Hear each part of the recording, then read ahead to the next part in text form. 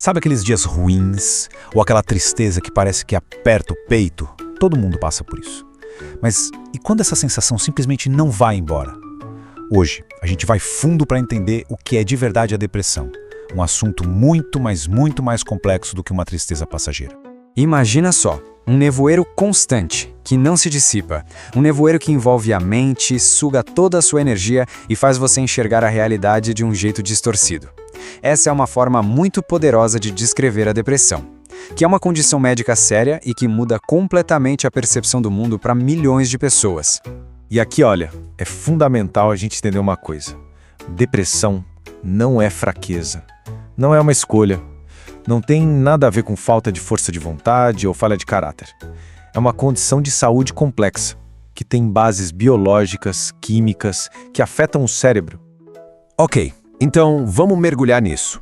Nessa primeira parte, a gente vai definir direitinho o que é a depressão e olhar de perto para os seus sintomas mais marcantes. Do ponto de vista clínico, a depressão é uma doença mesmo que interfere em como o cérebro funciona. Ela afeta os neurotransmissores, que são tipo uns mensageiros químicos que regulam nosso humor, nosso sono, nossa energia. Pensa na serotonina, por exemplo. Quando esses mensageiros estão desregulados, não é só uma questão de emoção. A química do cérebro inteiro se altera.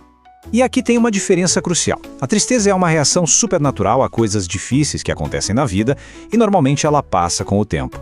A depressão, por outro lado, é outra história. É um estado que não passa, de tristeza profunda e um desinteresse geral que afeta a rotina, o dia a dia e muitas vezes sem um motivo aparente.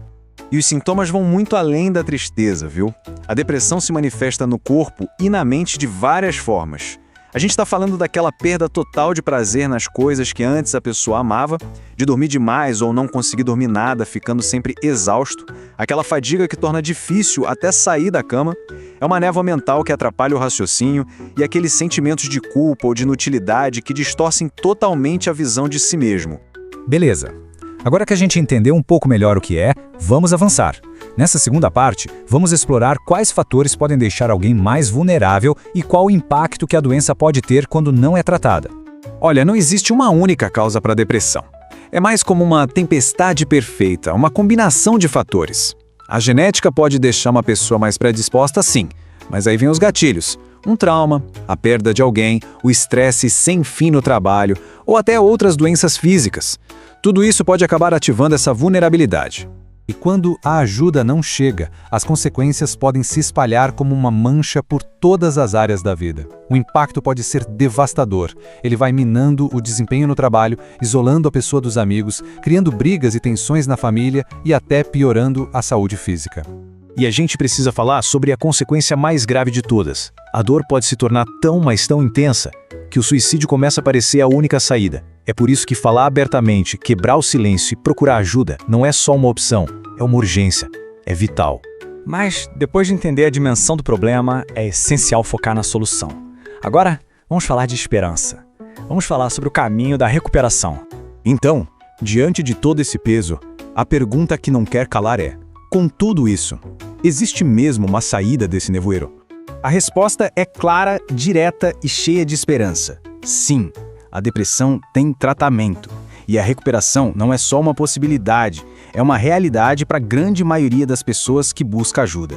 Essa jornada de recuperação geralmente se apoia em 3 pilares fundamentais, que funcionam muito bem juntos. Vamos dar uma olhada em cada um deles. O primeiro pilar, e talvez o ponto de partida mais importante, é a ajuda especializada. O psiquiatra é o médico que pode avaliar se é preciso usar medicação para reequilibrar a química do cérebro. Já o psicólogo ou terapeuta oferece um espaço seguro, a terapia, para conversar e aprender novas formas de lidar com os pensamentos e as emoções. E na maioria das vezes, a combinação dos dois é o que traz o melhor resultado. O segundo pilar é o autocuidado, aquilo que fortalece o tratamento profissional no dia a dia. Coisas como fazer exercício físico regularmente, por exemplo, que libera endorfinas que são como antidepressivos naturais. Cuidar da alimentação, garantir uma boa noite de sono, tudo isso é essencial, porque dá a base para o corpo e para a mente se recuperarem. E por fim, o terceiro pilar, a rede de apoio. O papel dos amigos e da família não é curar a depressão, mas sim oferecer uma coisa que é absurdamente poderosa: um porto seguro. É ouvir sem julgar, ajudar a procurar tratamento, incentivar, é só estar ali, presente. Essa gentileza, essa compreensão faz toda a diferença do mundo. Então, a mensagem final é esta. Por mais que a depressão seja uma jornada muito difícil, ela não precisa ser uma sentença. Com a informação certa para entender o que está acontecendo, com a coragem de pedir ajuda e com o apoio de quem está por perto, com tudo isso é totalmente possível sair do nevoeiro e encontrar a luz de novo.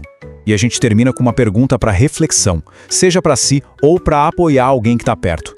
Qual pode ser o primeiro passo dado ainda hoje para quebrar o silêncio e começar essa jornada de recuperação? O conhecimento é a base para uma vida saudável.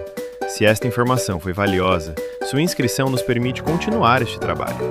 Ative as notificações para não perder o próximo capítulo.